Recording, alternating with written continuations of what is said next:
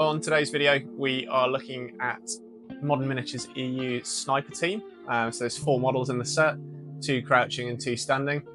So this video is more specific to do with how to paint the ghillie suits. So there's a lot of stuff to do with camo, not a lot of stuff to do with painting ghillie suits. So we thought we'd give it a crack. We're talking about painting the Woodland Camo style ghillie suit. However, the same painting style can be applied to any other camos. You just change out the colours, and we'll talk a little bit about that, and I've got some examples at the end of the video. Hi guys, my name's James, and welcome to The Distant Vale.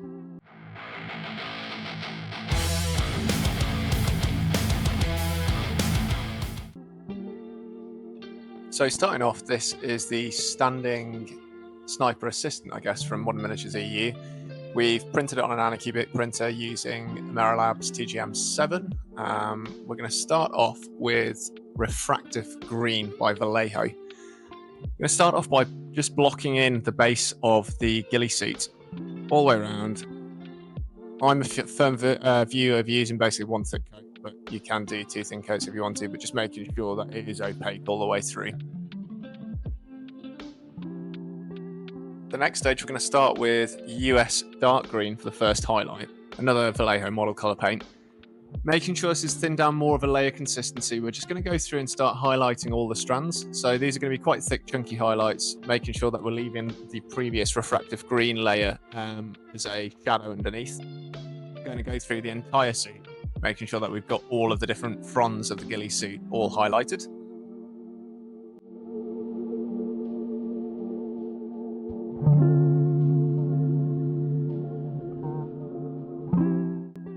Once we've done this, we're then going to move on to the next highlight, which is US Olive Drab, which is a slightly milder US Dark Green.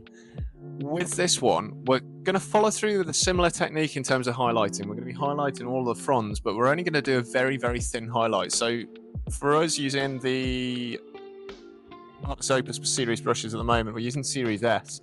We've moved for blocking in using a size 2, doing the first highlight with a size 1. We're then moving all the way down to highlighting with size 0. You can use a size 1 with a very fine tip, but we're looking at highlighting one edge of the frond. So it's trying to make it look as though there are more fronds on the model than that's actually 3D printed.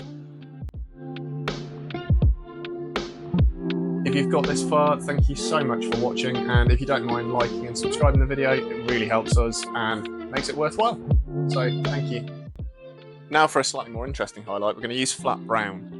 This isn't going to be highlighted in the same way as before, where we're actually following the fronds.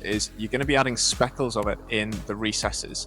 So this is to kind of like signify leaves or different litter that might be in the ground that the snipers are operating in. So you're basically dotting this all the way through the suit in different places. And the final colour we're going to move on to is khaki. Now you need to make sure you've got a really fine tip brush for them. I'm using like size 0 or smaller. We're going to go over, and where you've got those fine line highlights from the US Olive Drab, we're going to go and basically just pick them out and highlight the top half of them.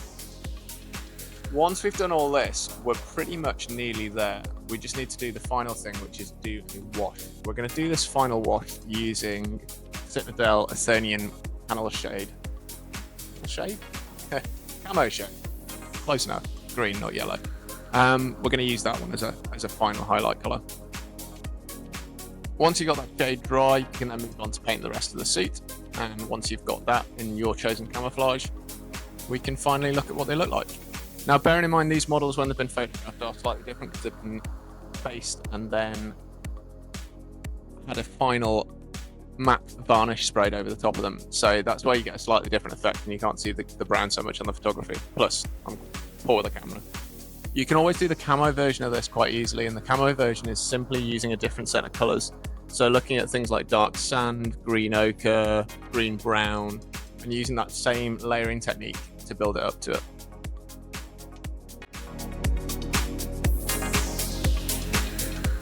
Thank you so much for watching the video, and I look forward to seeing you next time.